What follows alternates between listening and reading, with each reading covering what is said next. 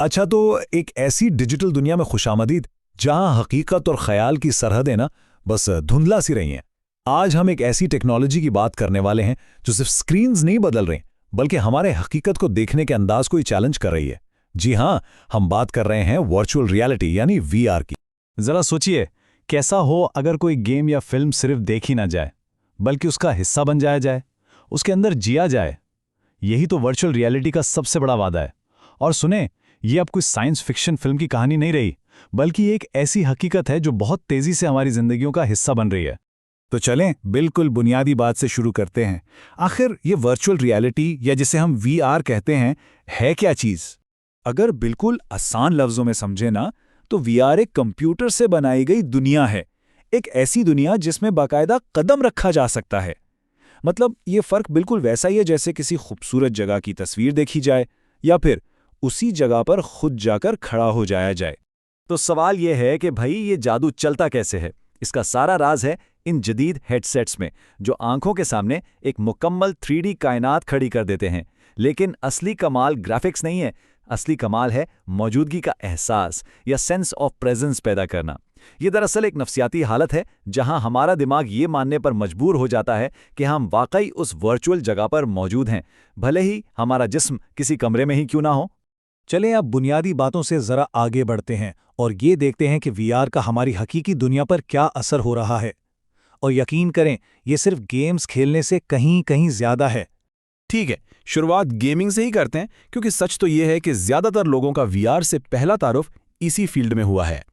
देखें, रिवायती गेमिंग में हम बटन दबाते हैं, लेकिन वीआर में खिलाड़ी खुद एक किरदार बन जाता है। हाथों से चीजें उठाई जाती हैं, चल फिर कर दुनिया को खोजा जाता है और माहौल हर हरकत पर रद्द-ए-अमल देता है। ये गेमिंग में महव हो जाने का एक बिल्कुल ही नया लेवल है। लेकिन जैसा कि मैंने कहा, वीआर की ताकत सिर्फ तफरीह तक महदूद नहीं है। चलें तालीम की दुनिया में कदम रखते हैं और देखते हैं कि ये सीखने के अमल को कैसे हमेशा के लिए बदल रहा है। जरा तसव्वुर करें, तारीख के तलबा कदीम रोम की गलियों में घूम रहे हैं या बायोलॉजी के स्टूडेंट्स इंसानी खुलिये के अंदर का सफ़र कर रहे हैं। वीआर मुश्किल से मुश्किल तसव्वुरात को एक ठोस जीते जागते तजुर्बे में बदल देता है, और जब इल्म किताबों से निकलकर एक तजुर्बा बन जाए ना, तो वो फिर कभी नहीं भूलता। और शायद वीआर के सबसे हैरान कुन और अहम इस्तेमालात हमें सेहत के शोबे में नजर आते हैं। एक ऐसी जगह जहां ये टेक्नोलॉजी जिंदगियां बचाने और उन्हें बेहतर बनाने में मदद दे रही है। अब सर्जन्स असल मरीजों पर ऑपरेशन करने से पहले वर्चुअल माहौल में पेचीदा सर्जरी की बार बार मश्क कर सकते हैं, जिससे गलती का इम्कान बहुत कम हो जाता है। इसके अलावा ये फोबिया और PTSD जैसे जहनी मसाइल के इलाज में भी एक इनकलाब ला रहा है, जहां मरीजों को एक बिल्कुल महफूज और कंट्रोल्ड माहौल में अपने डर का सामना करने में मदद दी जाती है। और ये फहरिस्त तो अभी शुरू हुई है। फने तामीर से लेकर सयाहत तक वीआर हर इंडस्ट्री को नए जावियों से सोचने पर मजबूर कर रहा है। आर्किटेक्ट्स अब ऐसी इमारतों की सैर करवा सकते हैं जो अभी कागज पर हैं, और लोग घर बैठे दुनिया के दूर दराज कोनों का सफर कर सकते हैं। इम्कानात की कोई हद ही नहीं है। तो अब तक हमने ये देखा कि वीआर क्या है और आज ये क्या कुछ कर रहा है, लेकिन सबसे दिलचस्प सवाल तो ये है कि ये हमें लेकर कहाँ जा रहा है। चलें एक नज़र मुस्तकबिल पर डालते हैं। ये स्लाइड हाल और मुस्तकबिल के फ़र्क को बहुत अच्छी तरह वाज़े करती है। आज के ग्राफिक्स से हम एक ऐसे कल की तरफ बढ़ रहे हैं जहां वर्चुअल दुनिया हकीकी दुनिया से तकरीबन नाकाबिले शनाख्त हो जाएगी।